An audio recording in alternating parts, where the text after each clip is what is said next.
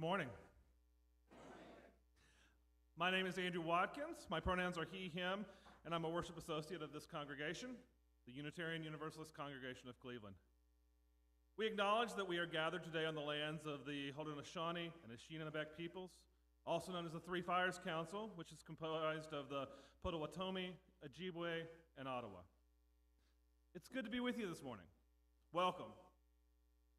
We come from different places, different religions, different beliefs, different ages, and different backgrounds. Welcome. We come here for different reasons: to find community, to speak spiritual and personal truths, to question, to nurture heart and soul, to be nurtured, to explore new ideas, to find comfort, and perhaps to find the answers to some of our bigger questions. We hope that you will find comfort, connection, challenge, and love here. Whatever your age, young or old, whoever you are, wherever you come from, whomever you love, know that you are welcome here. We especially welcome any guests who are worshiping with us for the first time today, either here with us or joining us in the cyber world. If you're interested in more information about who we are, we invite you to fill out one of the guest cards in the pew rack in front of you and place that in the offering plate. Or you can explore our offerings in the internet at uucleveland.org, or send us an email, and we'll be happy to get back in touch with you. On the inside of your order of service, you'll also see that we have a QR code that's helping us keep track of contact tracing. So, as COVID rears its head again, please, we're trying to make sure and keep track of that. So if you have a chance to fill out that, or when you get home, there's a bit.ly link that you can fill out as well. So we are about to enter into sacred space. Please take a moment to silence your phones or any other electronics that beep.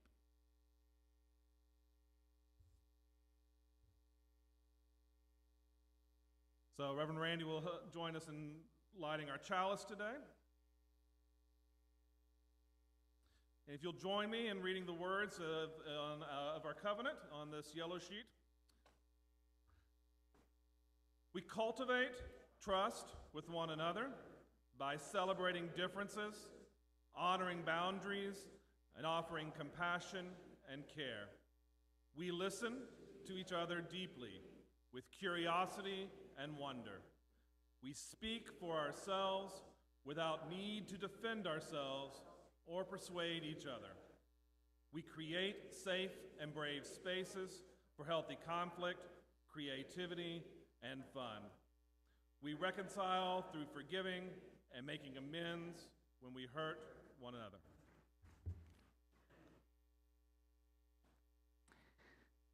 Good morning. I'm Reverend Randy Partain. My pronouns are they, them, and I am delighted to be in worship with you today, whether you're here in person or joining us online. And bless you all for showing up in person on this chilly day.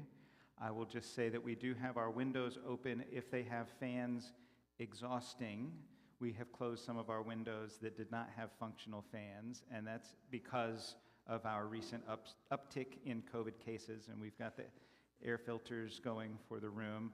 I know that it makes the room a little chillier than it would be if we kept the windows closed, but I appreciate your understanding that we have certain practices in place to keep everyone as healthy as possible.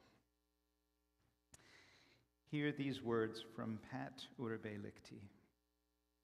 Our chalice is a reminder that in hard times, our ancestors in faith acted with courage to bring hope and safety, to bring life itself to threatened people. May its light also be a reminder of who we are called to be in a world still dangerous and despairing. With courage and faith, may we bring ourselves to the work before us. In that spirit, may we gather in worship this morning. We're going to sing together number 1020 in the teal hymnal, Woyaya. But before we do that, I invite you to greet the people around you and say a special hello to any faces that you don't recognize this morning.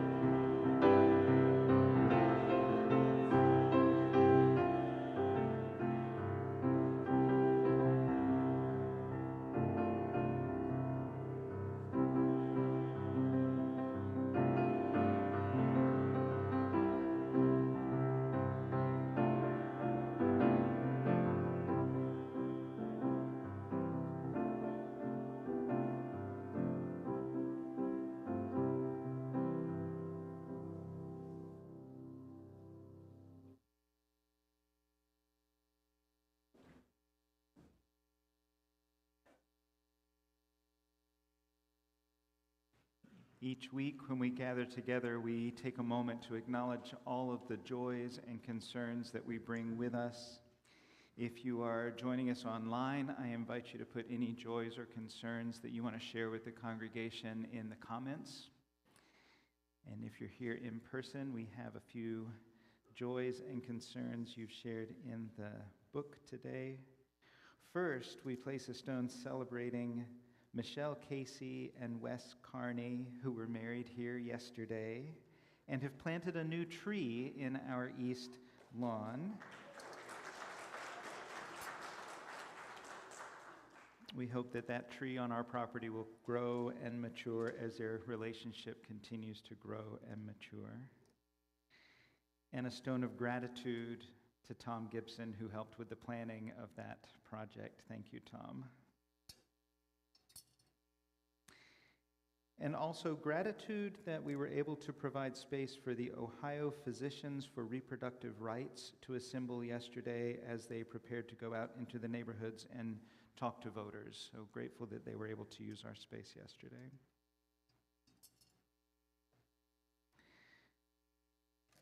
And good thoughts and healing for Peggy's niece, Angela, who will be having surgery on Friday.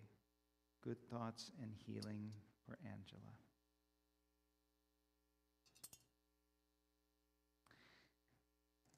And of course, if you breezed through downstairs, you heard some activity going on in the kitchen, so a stone of gratitude for Harry's kitchen crew that is preparing a sumptuous meal for us to share with one another after the service today. Thank you to the kitchen crew. What other things are you celebrating or carrying with you today? I invite you to come forward and place a stone in the water for any joys or concerns you want to acknowledge.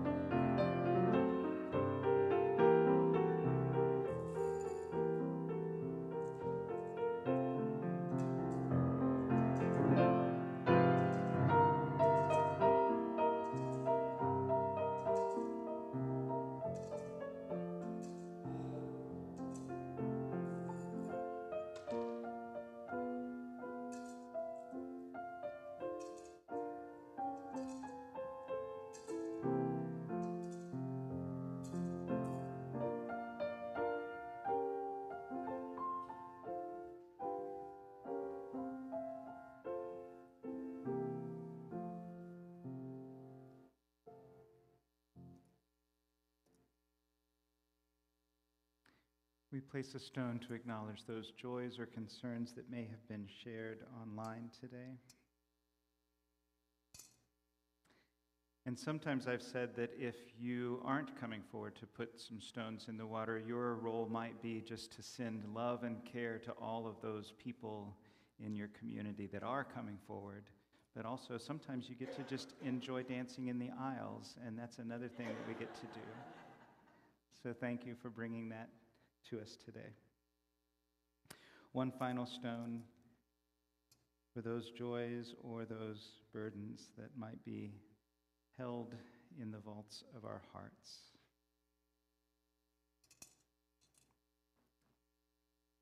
Thank you for that phrase, Alan. Well, and good morning. Everyone feeling quite chilly today? So for today, I need some improvisational and collaborative spirits to join me. Can I have a few of those? Ooh, fantastic. Couple more. Ooh, fantastic. I see 2 additional. Fantastic, great stuff. Oh, fantastic. Okay, so as we're all getting set up here, how many of us are familiar with the phrase yes and? Do we know what that's from? So this is from improv comedy, the phrase yes and. If you've never done improv comedy before, yes and is the basic rule. It's the most important rule. Yes and means whatever's happening, you have to affirm what's happened and then add your own part. So today we're going to do a little improv storytelling in kind of an unusual way. So I have a microphone here, and I'm going to be the punctuation. But we are going to tell a collaborative story where I'm going to go around to each of you, and you can only say one word, the next word in the sentence. And we're going to do like a little fairy tale. Okay? So are you all prepared for that? You can only say one word. So you can say a word that follows what word preceded, and then that's all you get to add, and the next person has to add their part. We're going to see how this goes. You ready? So I'm going to set us up because this is an important thing with improv. You start out with a premise. You don't get to, it's not a blank slate. You have to start somewhere. So, once upon a time, there was a princess named Cordelia. She was very awesome. Yes, and fearless. Period. Fantastic. What a great sentence we just made. All right. When She discovered the forest and octopi a forest and octopi, she, was confused. period. Okay. So she Decided to explore the reasons why the octopi were in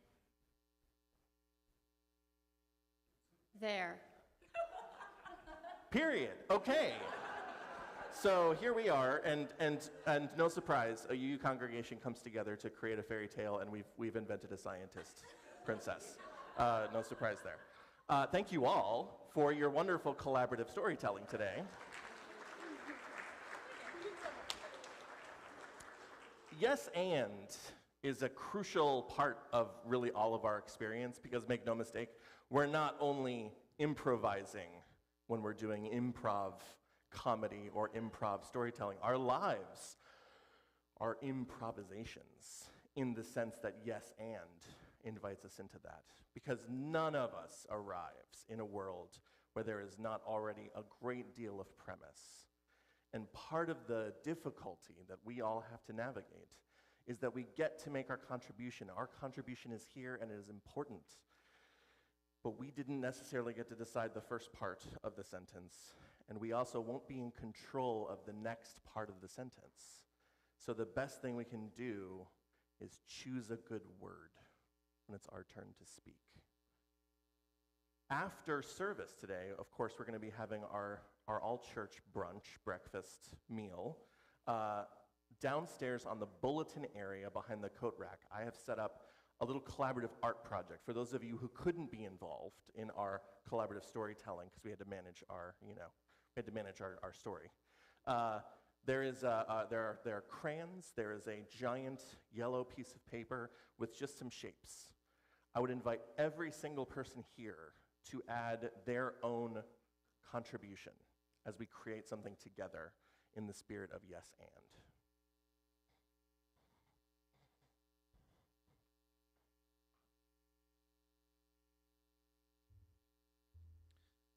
Our offering recipient today is the Marshall Project, which promotes nonprofit journalism and criminal justice. As a recent local example, 2 months after the Marshall Project published a story on driving while black in Bretton Hall, the police department started requiring handwritten daily traffic logs from officers recording the race of the person stopped. The project's investigation, co-published with News 5 Cleveland, found that at least 60% of those ticketed in Bretton Hall were black, even though 75% of the residents are white. These findings were extremely difficult to piece together because the police were not regularly recording the race of their drivers whom they stopped. Now that's changed. By March of 2023, the race was noted in every record of a traffic stop. Recording race data makes it easier for the public to see whether traffic stops are unfairly targeting black drivers. In just 1 month after publishing their story, the Marshall Project noted that the Bretton Hall officers issued significantly fewer citations, only traffic tickets in December as opposed to 17 in November. We ask that you support this and other important work of the Marshall Project by giving as you are able, either through placing your offering in the plate, as it is passed around this morning, or through Cash App with the cash tag $UUCC44122. And be sure to put plate in the for line of the app.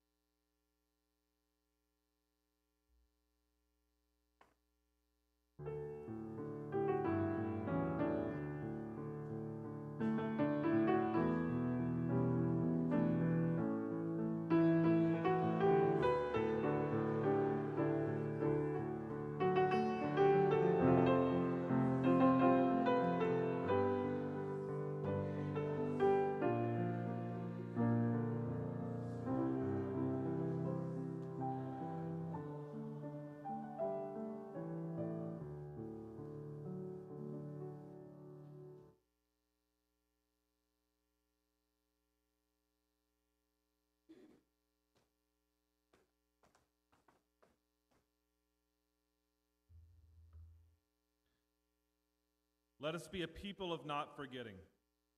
From the Reverend Karin G. Johnston. As we gather this morning, let us be a people of not forgetting. Let us practice holding collective memories that might otherwise slip into the enormous void that sucks at and corrodes any future we hold dear. Let us practice honoring truth-telling, up from the past that must come fully into the now, lest we falter and fail, lest the whole remain in pieces. Let not our need for comfort or simplicity, for easy forgiveness or false pardon smother the heartbreak that still needs healing. Let us practice resilience with reckoning. Let us marry memory and promise. Let us dance in the tension we find there. Let us rest in the integrity we cultivate there. Let us be partners with the possibility that emerges there. It is good that we gather.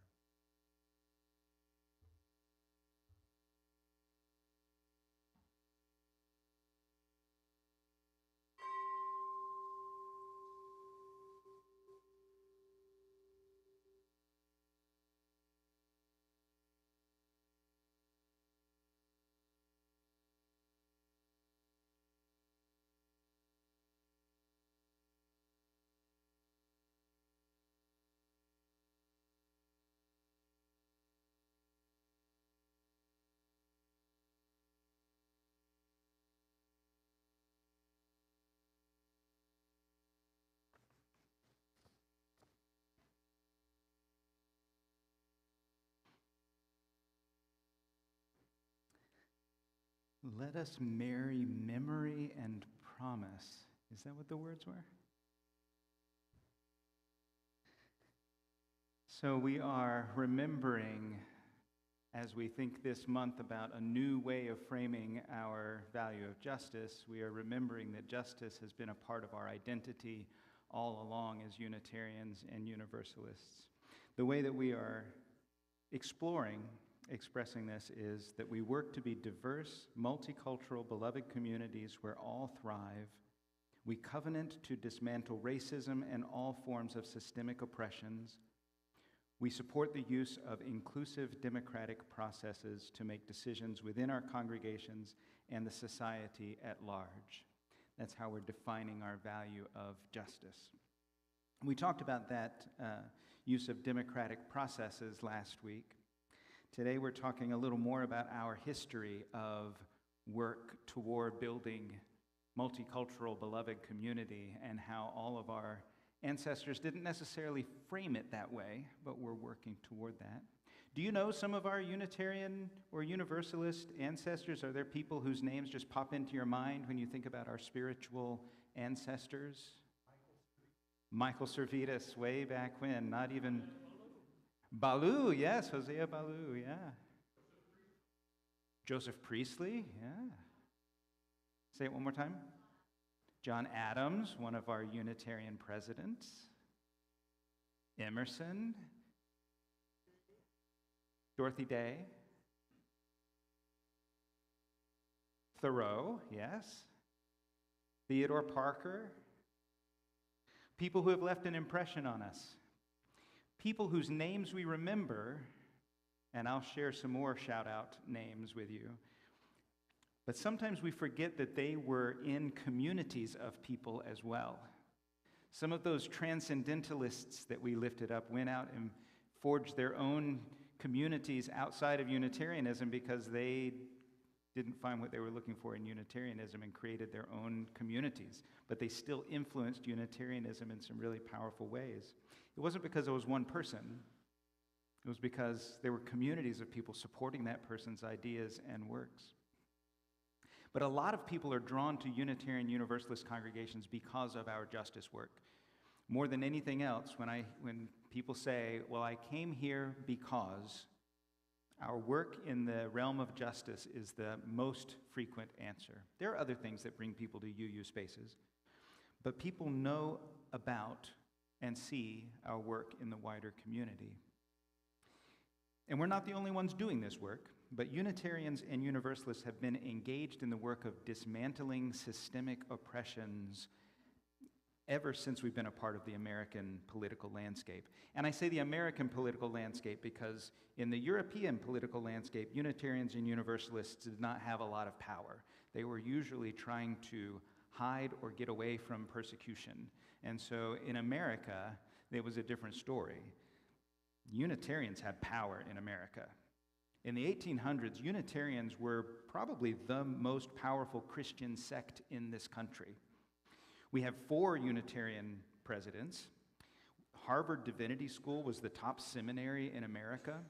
The American Unitarian Association was very political from its beginning in 1825, vocally pushing for the abolition of slavery and women's right to vote. The American Anti-Slavery Society was founded by a Unitarian, William Lloyd Garrison. You may have heard that name. It may not have been the front of mind when you think about Unitarians. William Lloyd Garrison. The Seneca Falls Convention, which began the women's right movement in 1848, was heavily populated with Unitarians and Universalists. Now that power waned after the Civil War, but it's still a legacy of justice that we inherit as Unitarians and Universalists. So let me give you a few shout-outs, some new names or some familiar names to add. Judith Sargent Murray was a pioneering writer and advocate for women's rights and a member of the very first Universalist church in this country. She wrote an essay on the equality of the sexes in 1790 that asserted that women and men are spiritual and intellectual equals. How revolutionary. 1790, Judith Sargent Murray. Thank goodness we've come a bit of distance since those times. Henry David Thoreau, somebody mentioned. The essay that Thoreau wrote, Civil Disobedience, argued against paying a poll tax because the government supported slavery. And so he gave a moral justification for not paying taxes to an immoral government. He was born to a Unitarian family, but Thoreau profoundly influenced the faith even after he left it. Frances Ellen Watkins Harper was a member of the First Unitarian Church of Philadelphia. Harper was called the most prominent African-American woman writer of her generation. And her address to the 11th Women's Rights Convention in 1866 implored white suffragists to rise above their airy nothings and selfishness, which reinforced the oppression of black women so that they could build a truly inclusive movement. I wish I could tell you that Harper's address was the last time that needed to be lifted up. But we can be proud of her lifting it up. The Reverend Joseph H. Jordan was the first black person ordained as a Universalist minister, but that's not why he did justice work. He launched a school for black children in Norfolk, Virginia in 1887 that operated on into the 20th century as part of a broader movement to support black people through the Jim Crow era. Universalist minister. Unitarians Martha Sharp and Reverend Wastel Sharp orchestrated the rescue of hundreds of adults and children from the Nazis. In 1940, they established what is now the Unitarian Universalist Service Committee, which is a leading voice for international justice and human rights. So they did the work, but it continues on because others are willing to pick up and continue the work that they began. Civil rights leader Whitney M. Young Jr. fought workplace discrimination through the National Urban League, particularly, which he led from 1961 to 1971. Whitney and his wife integrated the UU Church of Atlanta, Georgia, in 1954. And he later served on the Unitarian Universalist Association's Commission on Religion and Race. Nobody mentioned her, but I know you know her, Viola Liuzzo, one of our contemporary UU martyrs. Servetus, the martyr we remember, but Liuzzo was 39 years old when she was killed by Ku Klux Klan members near Selma, Alabama, where she was supporting the 1965 Civil Rights March to Montgomery. She was a UU activist from Detroit, and she was just one of dozens of lay people who came to Alabama after the murder of Reverend James Reeb, one of many UU ministers who rushed to Selma at Reverend Dr. Martin Luther King Jr.'s urgent request. And not all of our ancestors are so ancient.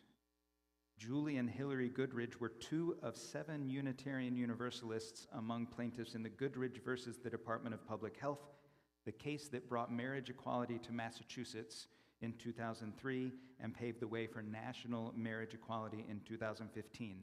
Unitarian Universalists did that. On May 17, 2004, the Goodridges were among the first same-sex couples legally married in this country in a ceremony officiated by the UUA president, William Sinkford. We could also lift up Levi Drahim, younger than some of us in this room, the youngest of 21 plaintiffs in the landmark 2015 case of Juliana versus the United States, in which children and young people argued that the government is violating the public trust doctrine and their Fifth Amendment rights to life, liberty, and property by failing to reduce carbon emissions and protect natural resources. In 2018, Drahim, a Florida Unitarian Universalist, received the UU Ministry for Earth's Guardian of the Future Award. One of our spiritual ancestors.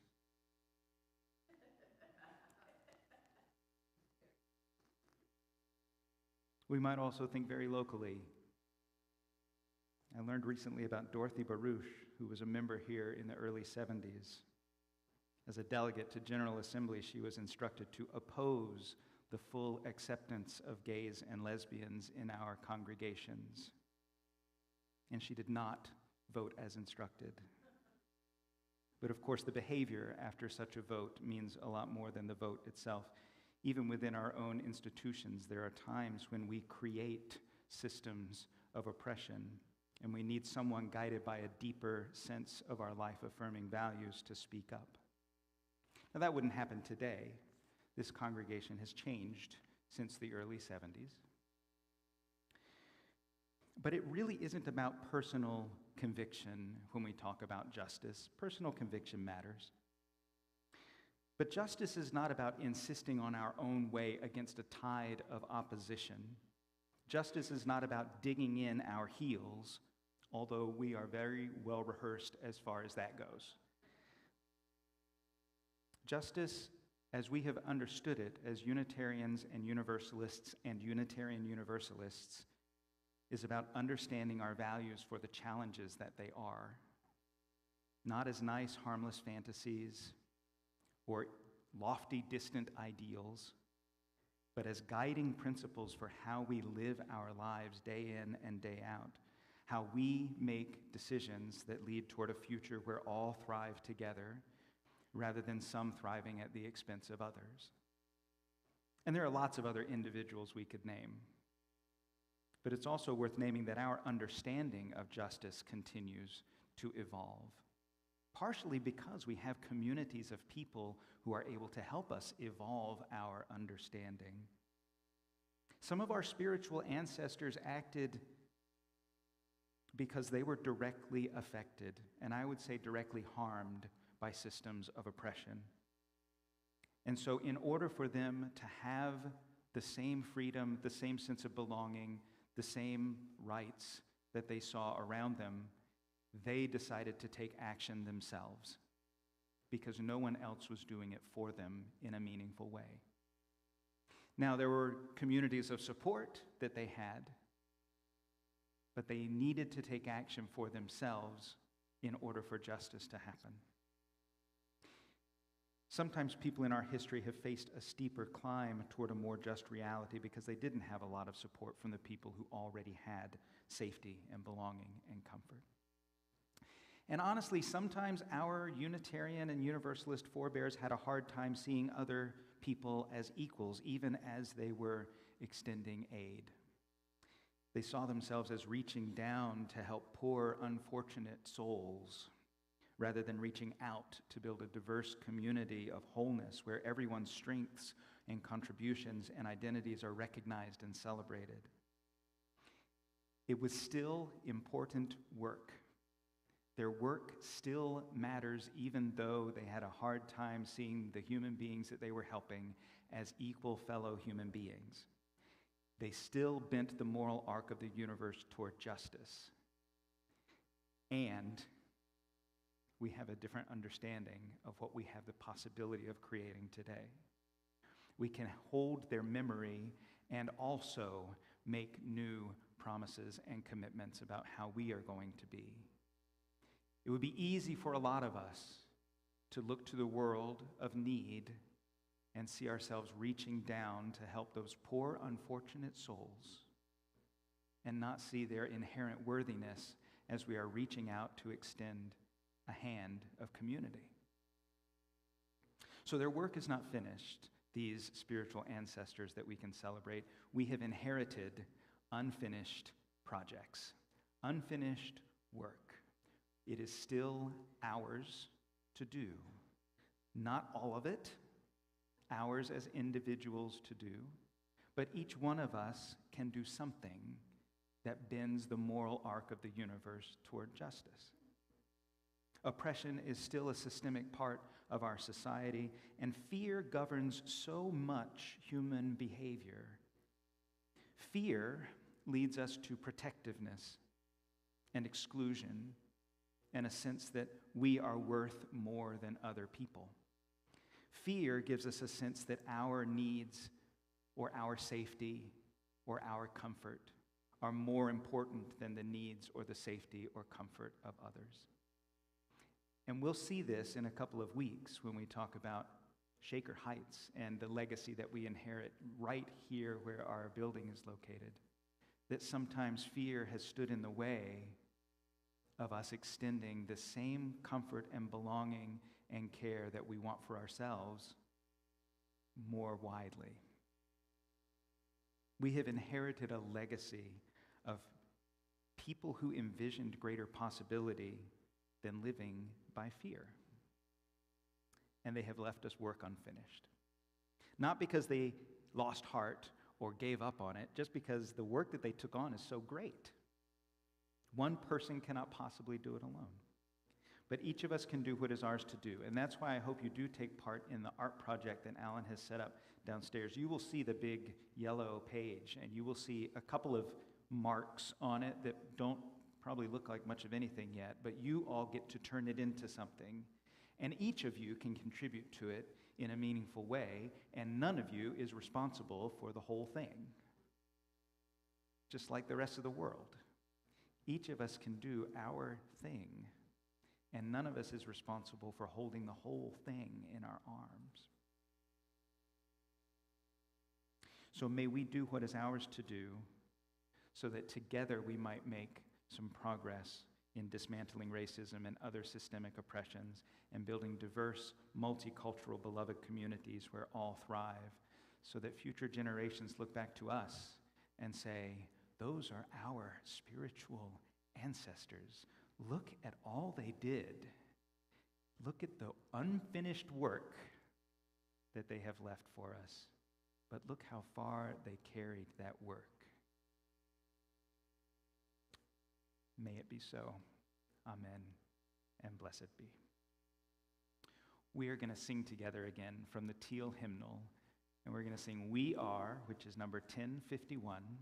I invite you to rise in body or spirit as we sing together.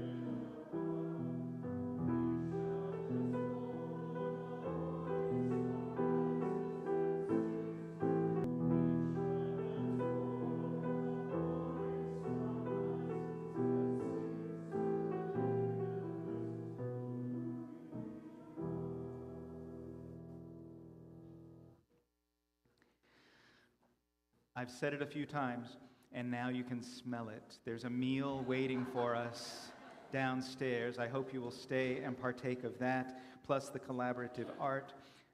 Also, I want to let you know that our adult religious education course on the history and theology of Unitarian Universalism continues this evening at 6 o'clock. If you have not been to the previous ones, it is okay. You can still jump in. You'll just have to do some homework to catch up if you want to know about all the things that happened before 1600. Did anything happen before 1600? Just nothing important. Okay. We also have our community supper at 6 o'clock on Wednesday evening. I've really appreciated the time of connection there. It is much more low-key than what Harry's Kitchen Crew has prepared, but it's been a wonderful time to connect. If you want to come have supper with us on Wednesday at 6.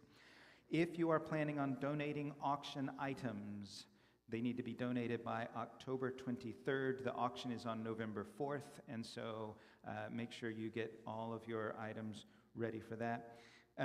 And lots of other stuff is going on. Please check your newsletters for all of the things. And there are a few things that require registration. So I just want to make sure that you don't miss out on something because you didn't see where to click on our registration in our newsletter. As we go forth from this place, I have some scripted words, but let me just say this. Each of us is capable of doing amazing things. And each of us is limited in the amazing things that we can do. So if you hear about people in this community doing amazing things and bending the moral arc of the universe toward justice, do not back away from them and think that they are trying to make demands of you that you are not willing to give. Every one of us needs a community of people to support us in the work that we do and to affirm the work that we do even when it isn't their work. So support one another, encourage one another, lift one another up, and do your part, just your part. And together, we will continue to bend the moral arc of the universe. And I'll leave my scripted words for another time. Go with peace and courage.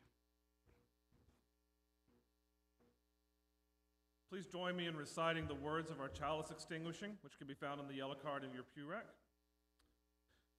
We extinguish this flame, but not the light of truth, the warmth of community, or the fire of commitment. These we carry in our hearts until we are together again.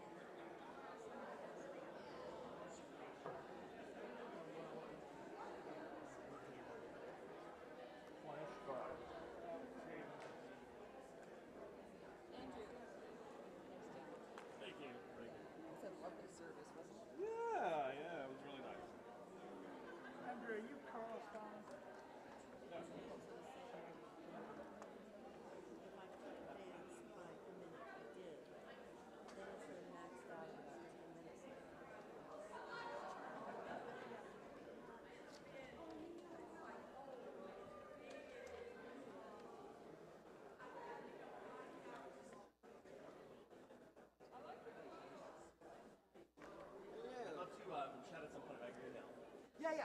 Also, I am so out of the loop with the RA committee stuff, YRA and stuff. Well, you're on the board now, so Yeah. I know you're very busy. So. And the LDC, and the Certain Covington, the Tending Covington team, and the So Youth you've Academy. got a lot of stuff going on. Yeah. So. Yeah, but I'll try to get caught up soon with it, because Well, I know just it's a thought. changed. Yeah. No, I meant about the signing up for teachers and stuff. I gotta figure that out. Well, there's now a Sonic Genius. It's all very straightforward. So. I saw that.